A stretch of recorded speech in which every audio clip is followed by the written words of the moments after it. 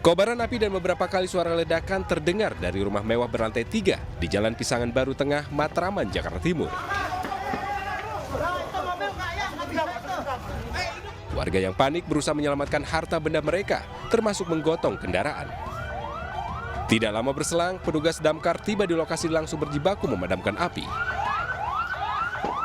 15 unit mobil damkar diterjunkan untuk memadamkan api, sementara api berhasil dipadamkan 30 menit kemudian.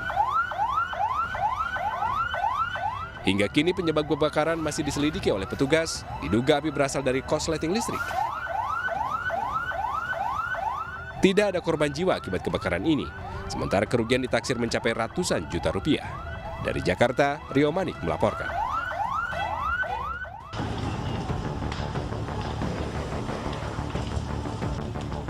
Mal pelayanan publik Kota Pekanbaru, Riau terbakar sekitar jam 10 Minggu.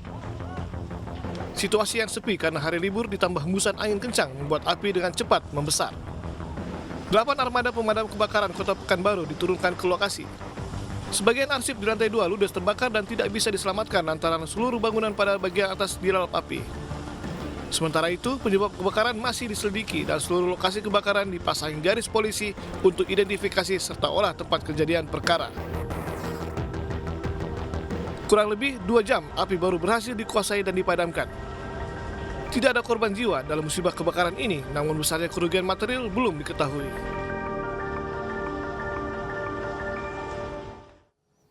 Kembali di Agus Pagi bersama saya Brio Manatendaya. Pemirsa, seorang napi yang melarikan diri ditangkap polisi saat tertidur pulas di sebuah gubuk kebun sawit di Bangka Tengah, Kepulauan Bangka Belitung. Orang tua pelaku menangis saat pelaku akan dibawa kembali ke lapas.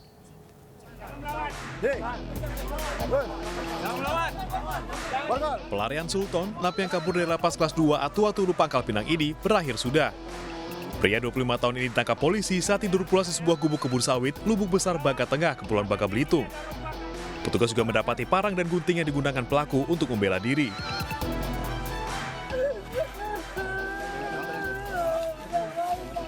Orang tua pelaku tak kuasa menahan tangis saat petugas akan membawa pelaku kembali ke tahanan. Narapidana ini bersama istrinya berangkat dari Kota Pangkal Pinang menggunakan kendaraan motor, menuju Lubuk, Kecamatan Lubuk, Kabupaten Bangka Tengah.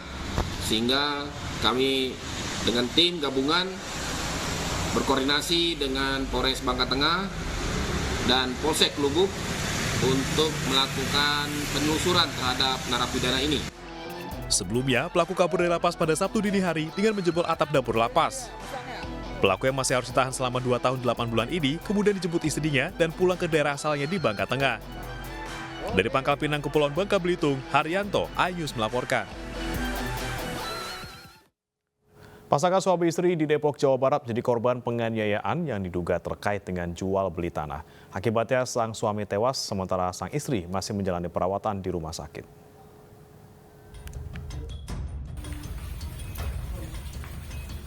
Pasangan suami istri di perumahan Puri Agung Lestari Beji, Depok, Jawa Barat dianiaya oleh kenalan mereka. Akibat penganiayaan tersebut, sang suami berinisial AR meninggal dunia, sementara istrinya mengalami luka dan menjalani perawatan di rumah sakit. Diduga penganiayaan terkait dengan jual beli tanah.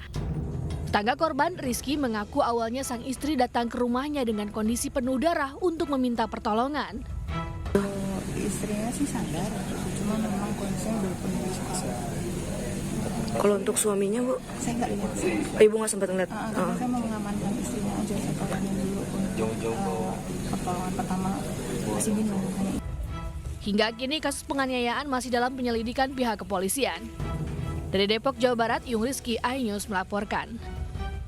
Pemirsa, petugas Badan Penanggulangan Bencana Daerah di Kabupaten Bekasi, Jawa Barat harus berjalan 2,5 km melewati persawahan untuk mengevakuasi ibu dan balita lantaran rumahnya sudah sepekan terendam banjir dengan ketinggian air 70 cm hingga 1,5 meter.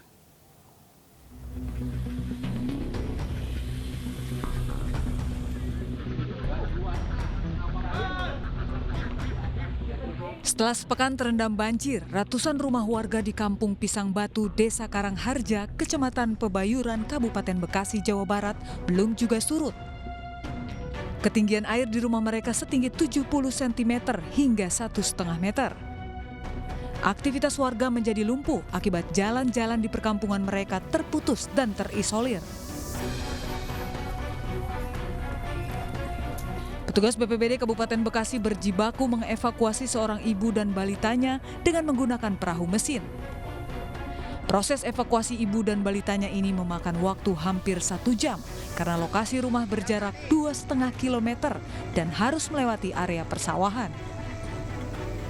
Untuk aktivitas warga saat ini tidak ada aktivitas karena jarak tempuhnya itu sudah dikelilingi air, jadi terisolir. Untuk evakuasi warga ini berapa kilo jaraknya dan memakan waktu berapa lama? Untuk evakuasi kita dari tempat kita berada saat ini sampai ke pemukiman itu kurang lebih 2,5 km dan waktunya itu bisa, kalau menggunakan mesin itu bisa 15-20 menit. Para korban banjir mengaku sudah kehabisan stok makan untuk sehari-hari. Selain itu, kebutuhan keperluan bayi seperti popok bayi dan susu serta makanan sudah menipis. Hingga kini petugas BPBD Kabupaten Bekasi masih terus melakukan evakuasi warga korban banjir.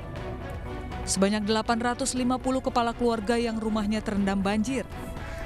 Petugas BPBD telah mengevakuasi sebanyak 120 kepala keluarga dan mengungsi ke tempat yang lebih tinggi. Dari Kabupaten Bekasi, Jawa Barat, Ahmad Jauhari Lutfi, iNews melaporkan. Seorang warga di Lumajang, Jawa Timur, pemirsa, mendapati seekor buaya dengan panjang 2 meter saat memancing di sungai. Namun buaya muara berukuran cukup besar tersebut tak sampai melukai warga dan berhasil dilepas kembali ke sungai.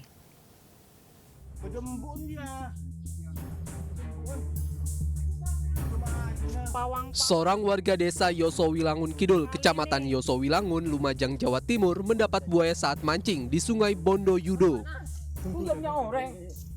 Buaya muara dengan panjang 2 meter ini tersangkut kail pancing warga. Peristiwa bermula saat Agus Yulianto, warga setempat, mancing di tepi Sungai Bondo Yudo. Saat pancing ditarik, bukannya ikan yang didapat, namun justru buaya muara yang didapat. Warga sekitar pun datang untuk membantu melepaskan kail pancing yang tersangkut buaya. Ya pertamanya ya tidak tahu Pak kalau dapat buaya Pak. Masalahnya kan ada di dalam. Setelah saya tarik, dikira itu ikan Pak. Ternyata yang muncul buaya. Sementara itu, untuk mengantisipasi hal-hal yang tidak diinginkan, petugas Babinsa setempat terus mengimbau warga yang mancing di lokasi tersebut untuk lebih berhati-hati. Petugas juga meminta BKSDA atau pihak terkait lainnya dapat menangkap buaya yang kerap muncul di Sungai Bondo Yudo karena tempat itu bukan habitat asli buaya. Ini memang habitatnya atau bukan, Pak? Bukan habitat sebetulnya. Kalau yang kemarin itu dari bawah itu, Pak, dari selatan muara itu, kemungkinan apa bertelur apa gimana itu terus berkembang biak, mungkin mengalir ke arah utara ini juga bisa. Warga berharap buaya-buaya tersebut dapat segera dipindahkan ke habitat aslinya lantaran Sungai Bondo Yudo menjadi akses utama nelayan saat pergi ke laut. Dari Lumajang, Jawa Timur, Yaya Nugroho, iNews melaporkan.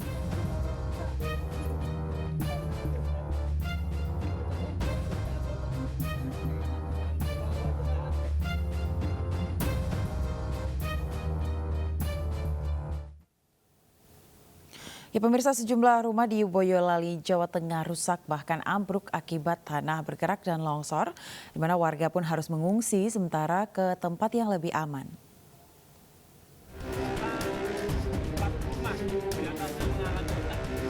Peristiwa tanah bergerak terjadi di Desa Kedungdowo, Kecamatan Andong, Boyolali, Jawa Tengah. 1 rumah ambruk dan 4 rumah warga rusak dalam kejadian tanah bergerak ini. Sejumlah warga pun terpaksa mengungsi ke rumah tetangga yang lebih aman. Akibat tanah bergerak, banyak rumah yang mengalami keretakan di dinding dan lantai. Menurut warga, sebelum kejadian terjadi hujan deras selama 3 hari berturut-turut yang juga membuat tanah di tebing sungai longsor. Di hari Rabu, Kamis, Jumat itu di sini wilayah khususnya Kadirno itu terjadi hujan yang sangat lebat untuk 3 hari. Nah, untuk kemarin itu sudah terjadi Jumat sore itu sudah ada retak-retak sudah kelihatan. Akhirnya pada malam hari sekitar pukul 1 itu terjadi longsor yang sangat hebat sehingga warga kami yang di sebelah ujung itu tempatnya Mbah Mangun itu sampai rumahnya roboh, terjadinya itu karena pergeseran tanah retak. Pasca kejadian, jembatan penghubung antar desa juga mengalami rusak berat. Warga berharap agar jembatan dapat segera diperbaiki karena merupakan satu-satunya jalan dan akses utama untuk kedua desa. Dari Boyolali, Jawa Tengah, Tata Rahmanta, iNews melaporkan. Pembangunan jembatan Juanda di Pati, Jawa Tengah mengakibatkan kemacetan di jalur Pantura, Rembang. Ya, merespon keluhan masyarakat dan pengguna jalan, Gubernur Jawa Tengah Ganjar Pranowo meminta pengerjaan perbaikan jembatan Juanda di Pati dipercepat dari yang ditargetkan.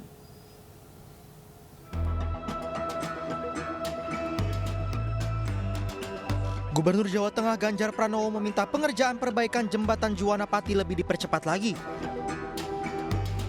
Meski tidak menyebut tenggat harinya, Ganjar minta rampung lebih cepat dari target semula yakni 1 April mendatang. Dalam tinjauannya, Ganjar mendapati tahap pengerjaan proyek yang dimulai Juli tahun 2022 lalu itu telah memasuki tahap pembesian. Bagaimana kita lakukan percepatan ini? Ya, kalau SDM-nya bisa ditambah, saya kira lebih cepat. Karena ini tidak terlalu sulit. Ngecornya juga lebih cepat dan kualitasnya juga kira-kira kita harapkan nanti bagus dengan material yang bagus sehingga nanti juga akan lebih cepat selesai. Nah, kalau nanti bisa ya setidaknya sementaranya bisa kita lakukan untuk menghindari kemacetan. Perbaikan jembatan Juanda mengakibatkan kemacetan di Pantura, Pati, Rembang dan sebaliknya karena merupakan salah satu jalan penghubung penting yang menghubungkan jalur Pantura. Sejumlah uji coba dan rekayasa lalu lintas terus dikoordinasikan dengan pihak kepolisian untuk mengurai kemacetan. Dari Pati, Jawa Tengah, tim liputan melaporkan.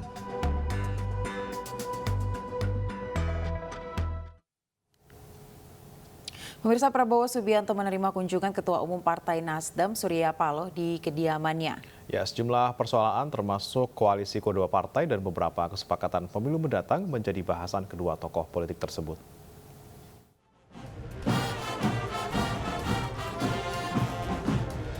Ketua Umum Partai Nasdem Surya Paloh mendapat sambutan hangat saat menyambangi kediaman Ketua Umum Partai Gerakan Indonesia Raya Prabowo Subianto di Bukit Hambalang, Kabupaten Bogor, Jawa Barat. Pertemuan kedua tokoh politik yang berlangsung selama 2 jam lebih membicarakan sejumlah persoalan dan rencana dalam pelaksanaan pemilu mendatang, termasuk soal koalisi antara Partai Nasdem dan Partai Gerindra. Pemilu damai dan rukun dengan bingkai Negara Kesatuan Republik Indonesia menjadi salah satu topik utama dalam pertemuan pimpinan kedua partai yang didampingi oleh masing-masing pengurus kedua partai tersebut.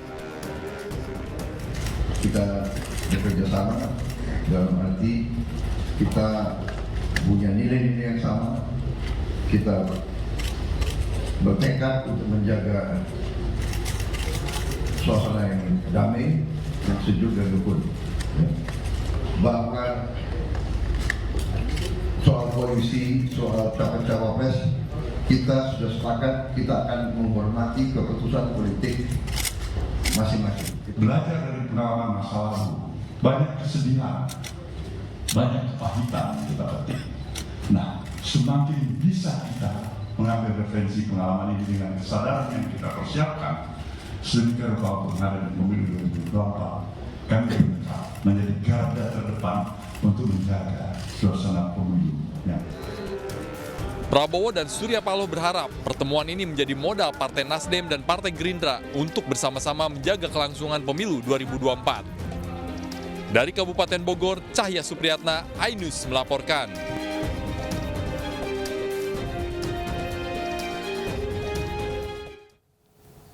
Kedekatan Menteri Pariwisata dan Ekonomi Kreatif Sandiaga Uno dengan Partai Persatuan Pembangunan atau P3 semakin tak terbantahkan. Terbaru, Sandiaga Uno pemirsa hadir sebagai narasumber dalam acara diskusi bersama kader P3 di Kabupaten Kuningan, Jawa Barat.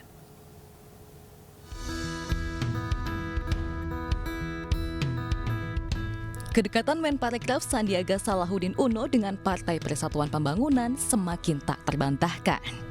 Kali ini, Menparekraf menghadiri acara diskusi bertajuk Ngawongkong bareng Menparekraf bersama kader P3 di Kabupaten Kuningan, Jawa Barat. Di tengah isu dukungan untuk maju di Pilpres 2024 oleh partai berlambang Ka'bah, Sandiaga menegaskan akan tetap fokus menjalani tugasnya sebagai Menparekraf. Boleh dikatakan situasinya masih sangat dinamis dan saya akan fokus kepada perjuangan untuk membangkitkan ekonomi kita, bagaimana kita menangkap aspirasi masyarakat dan menghadirkan solusi yang sudah lama ditunggu oleh masyarakat. Dalam kunjungannya ke Kuningan, Jawa Barat, Menparekraf juga berdiskusi dengan sejumlah komunitas dan pelaku ekonomi kreatif. Menparekraf meminta semua pihak agar mampu mengembangkan potensi pariwisata yang dimiliki Kabupaten Kuningan, mulai dari wisata sejarah hingga wisata alam yang dapat mendongkrak perekonomian. Dari Kuningan, Jawa Barat, Miftahuddin, iNews melaporkan.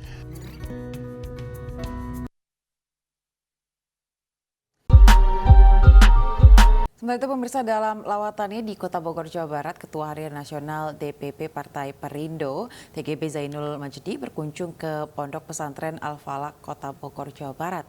Silaturahmi kebangsaan Partai Perindo ini diharapkan membawa manfaat untuk bangsa Indonesia.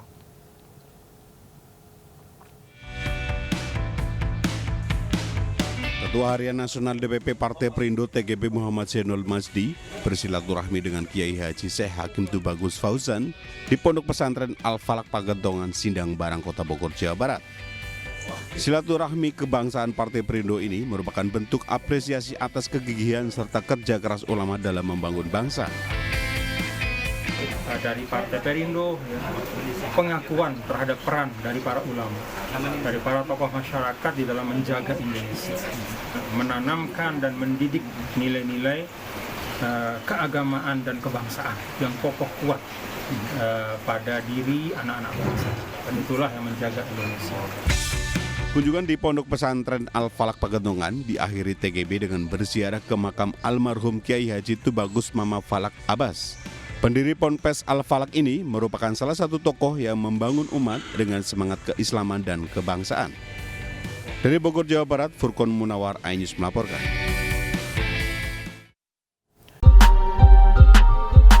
Partai Perindo menyalurkan bantuan gerobak dan modal usaha untuk pedagang kaki lima di Morowali dan juga Morowali Utara, Sulawesi Tengah.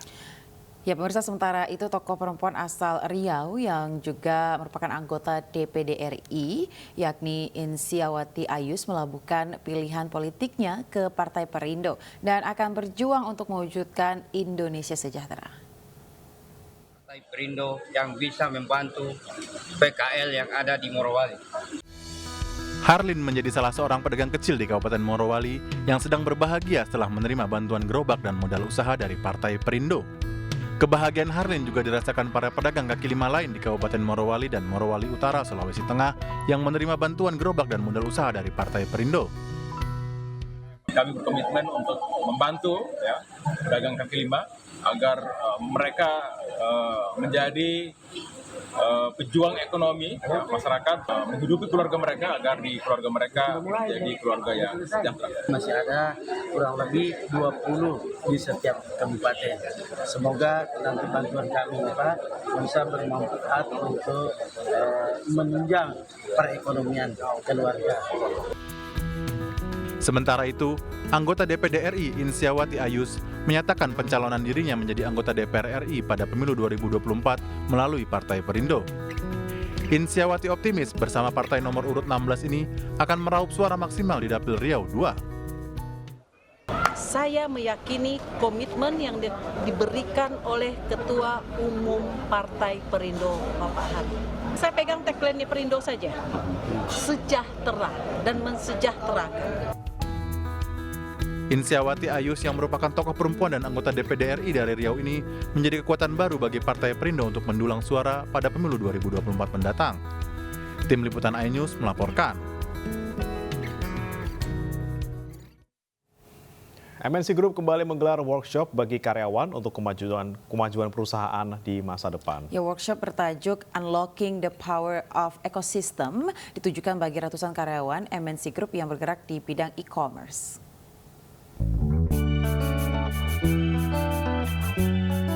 Mengawali tahun 2023, pelaku bisnis dihadapkan pada isu resesi global. Masalah ini berdampak pada sektor industri khususnya e-commerce. Dalam workshop e-commerce forum di gedung iNews Tower, Jakarta Pusat bertajuk Unlocking the Power of Ecosystem, Eksekutif Chairman MNC Group Haritanu Sudibyo menekankan pentingnya bisnis model yang tepat untuk menentukan keberhasilan sebuah e-commerce di era digitalisasi yang penuh dinamika dan perubahan. Kita ini sekarang di dalam satu environment yang cepat berubah dibandingkan beberapa tahun lalu. Berubah karena globalisasi, berubah karena COVID, berubah karena kompetisi, berubah karena teknologi yang perubahannya itu cepat, sehingga karena berubah ya segala sesuatu berubah. Apa yang relevan in the past dulu sekarang ini bisa tidak relevan.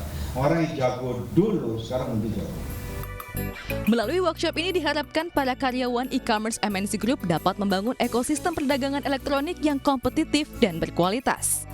Karena kita berbentuk platform, jadi kita meningkatkan performance dari platform itu sendiri, melengkapi produk-produk yang ada di dalam Aladdin Mall, dan kemudian juga kita menggabungkan ekosistem dan kekuatan yang ada di MNC Group ini, termasuk seluruh media yang ada. Aladdin terus melakukan improvement dari sisi platform, kemudian dari produk dan feature-nya juga, di mana saat ini khusus untuk Mr. Aladdin kami mempunyai tour marketplace pertama di Indonesia, itu yang menjadi unique selling point-nya kita. MNC Group di semua unit bisnis e-commerce akan terus berupaya memaksimalkan performa perusahaan lewat berbagai platform dan produk berkualitas yang dibutuhkan masyarakat. Dari Jakarta, Esra Ambarita, Fakih Satrio, iNews melaporkan.